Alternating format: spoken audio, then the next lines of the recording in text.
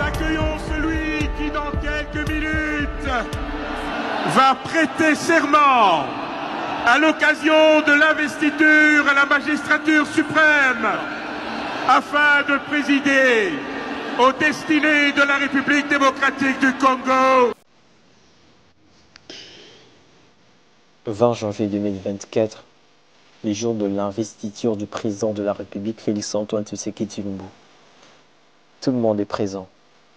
Le peuple congolais, la presse, les chefs d'État africains, les invités de marque, mais une personne manque à l'appel.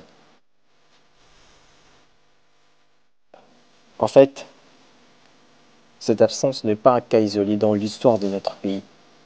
En effet, le père de Joseph Kabila, Laurent Désiré Kabila, avait lui aussi, dans le passé, refusé la première invitation du président Mobutu, suscitant ainsi la colère de Nelson Mandela étant que médiateur de cette rencontre.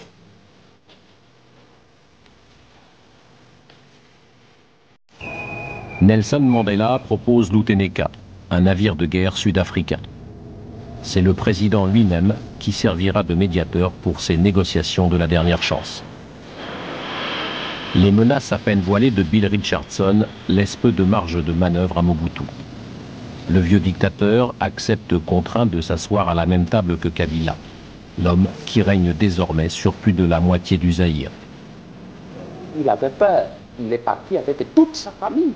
Et puis certains maîtres et certains gardes de corps avaient fui le bateau en dernière minute parce que tout le monde avait le traumatisme que les Américains avec les Sud-Africains allaient le prendre en otage dans le bateau et l'amener en exil.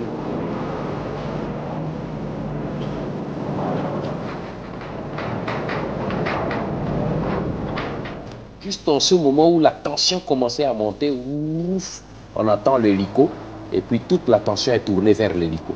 L'hélico atterrit et puis tout le monde attend la sortie de Kabila et on voit la silhouette de Thabo Mbeki sortir, plus rien. Kabila ne voulait pas venir. Quel intérêt avait-il à négocier? Il avait les troupes, les armes et l'argent. Le président Mandela n'était pas du tout content de notre comportement.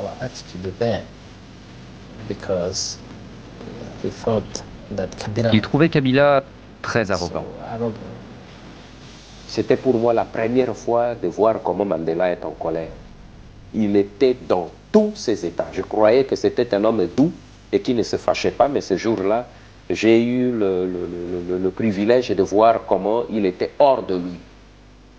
Il avait des propos extrêmement durs vis-à-vis de Kabila pour le coup, parce qu'il considérait ça vraiment que c'était une injure face à lui, parce que c'est une gifle qu'il avait ramassée là sur la face du monde. C'est des absences, bien que séparées par des décennies, partagent un triste dénominateur commun, la division au sein de la nation congolaise.